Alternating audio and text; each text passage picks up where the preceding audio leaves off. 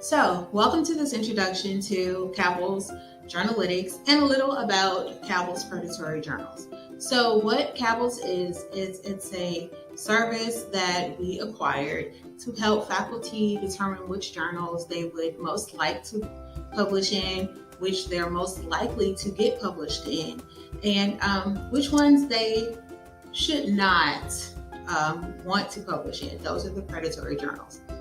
So this service, hopefully you'll find helpful. Hopefully this tutorial you'll find helpful. If not, go to the beginning of this tutorial and call me or email me, and hopefully I can help walk you through it. But this is something that I hope you will find helpful. So without further ado, we're going to go ahead and get into the tutorial. On the library's homepage, you just go down to databases by title, and I'll show you another way to get to it as well. But databases by title, you click here and you can go to Cabell's. So it's either Cabell's Journalytics, which is what we're going to spend the majority of our time on today, or Cabell's predatory journals. So the predatory journals, since I'm not going to really go there today, the predatory journals is what you use to kind of see which journals are the ones that you don't want to publish in. And it kind of tells you why they're on the predatory list, what they've done to kind of violate Cabell's rules or the rules of anybody's publishing, and why they're a big no-no. So you can kind of go there and kind of do a search and see if anybody that you've been interested in publishing with, or anybody that has kind of come to you or done are you seeing a call for proposals or anything like that. Kind of do a search for them and see why, or if they're on that list, and you can say, okay, this is someone I don't want to work with. But the things that I'll show you in Journalytics will apply to predatory journals as well. So what I'll show you in Journalytics will apply. Before we go back here, I want to show you the other way to get to Cabell to Journalytics. Sometimes the school's website goes down, and if we're over the break, I don't want you to say, oh my goodness, I can't get to this resource. I still need to figure out how to get to it. So if the school's website is down at any time, I still want you to be able to do your research, or still try to figure out which journals may work for you. So you can go to alsu.libguides.com here, and just go to A to Z list here. These are our LibGuides. If you've had any information literacy sessions, you've seen these guides, and it's a new database, so it's literally right here to the right. Or you can go to a databases by title. This is a nice little time for me to plug all of our databases. You can also look by subject, and social work is here. Any other subject you're interested in is also listed here, so you can see all of the databases that are relevant to your topic there. And if I'm your subject specialist or you need to reach me, here's my contact information, if that's a sidebar. Just a nice little plug. But at any rate, you click Journalytics, and this works, like I said, in the instance that the school's the internet or the server crashes on campus because things happen. So we need an alternate route to get there. But here we are in Cabell's Journalytics. You can create an account in Journalytics by clicking here, and that way you can kind of save journals that you find that you're interested in. I have not created an account just yet, but feel free to do so if you can or if you'd like. But you come here and you have a few options. The journals are automatically just listed in alphabetical order. There's no filters listed here or anything like that. You can arrange these journals by title by clicking the arrow. So they were in ascending order, now they're in descending order. You can say, okay, well, I want them not to be by title. So you click on the word title, and you can go and choose any of these other options, which we'll get into in a moment. So you can click CCI. and we'll talk about that so you can get just some more information about the particular journal. So I clicked on CCI, and we'll talk about what CCI is in a minute. You click on the title, excuse me, click on the title, and you're going to get some other information. So you're going to get, I'm sorry, let me go back to title. So we'll just click on the first one, for example. You click on the title of the art of the journal, and you're going to get if you hover over disciplines, you'll see what disciplines are covered in the actual journal. You're going to get what the audience is, of course. All of the journals in Journalytics are peer reviewed. That's the benefit of using Cabell's. It shows you whether they're peer reviewed or not. It tells you how long it takes the peer review process. If you're looking to get published and you need something in a month or two, clearly this isn't the route to go. This one takes 5 to 6 months to review. They give comments, things like that. If you want to submit, it tells you who you need to contact. So it gives you a link to the guidelines. It gives you a link to the journal publication, things like that. If you read more, it gives you kind of an overview about the journal, things like that, the mission of the journal. Click metrics. It's kind of faded out now, but if you click metrics, it highlights that. CCI, I told you we get to that in a moment, stands for Cabell's Classification Index, but it gives you a little information about that. This particular publication doesn't have a Cabell's Classification Index, but others do, and it basically shows you,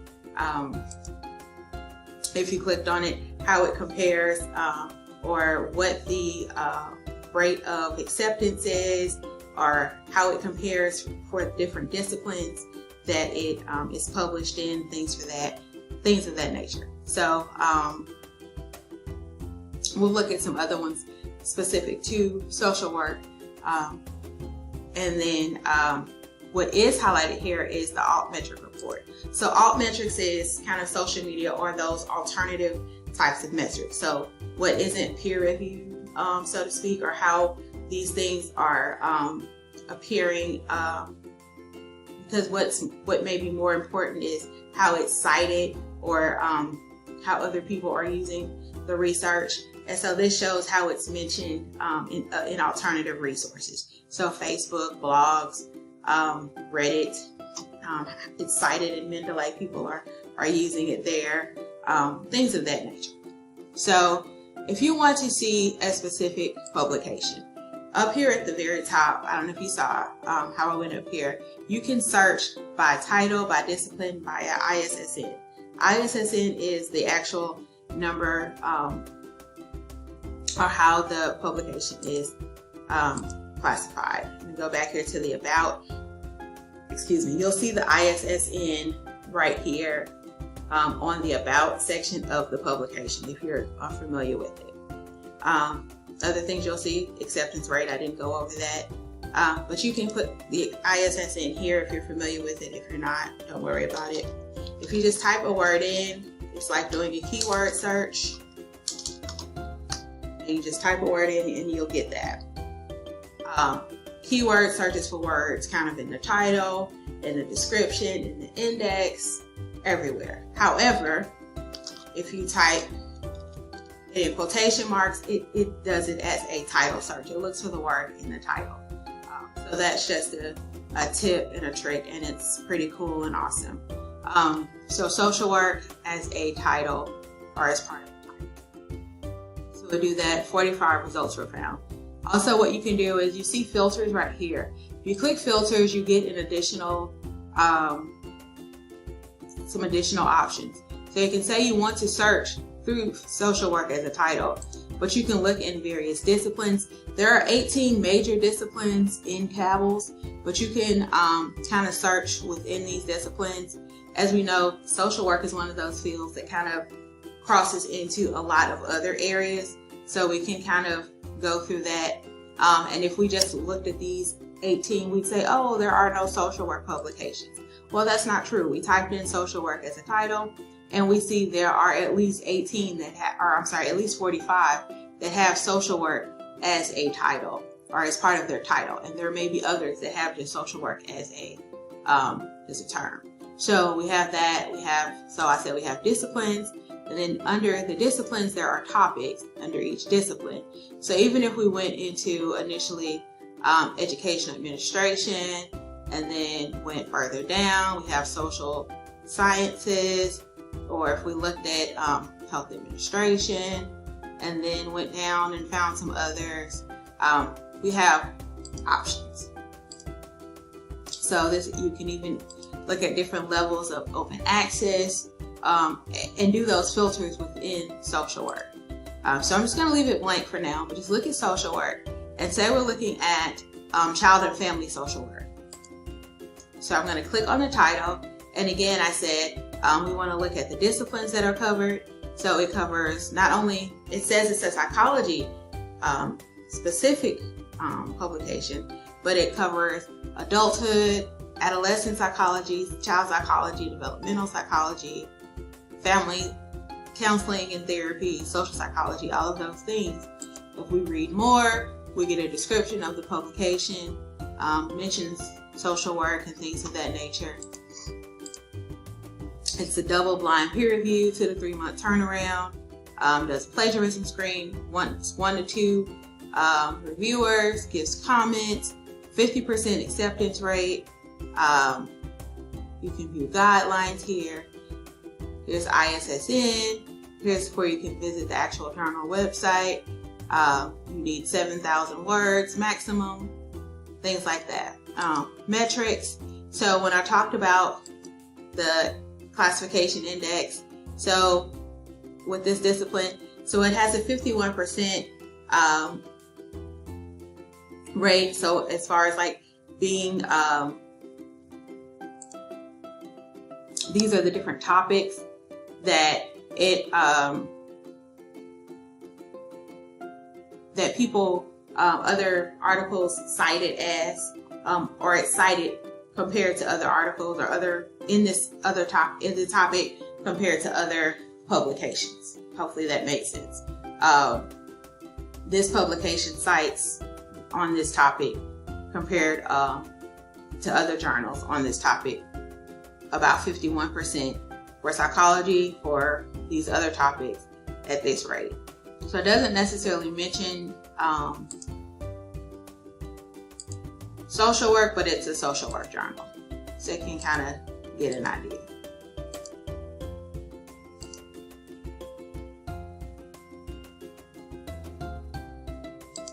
And then these are also those alternative metrics, because you want to see where people are talking about this publication as well. And so that's how we use this particular publication. This particular resource. Hopefully you found this tutorial helpful. I know there may have been some confusing parts throughout, but if you need some assistance, some one-on-one help, or you just want further information, please do not hesitate to reach out. I can be reached via email at njenkins@lsu.edu or via phone.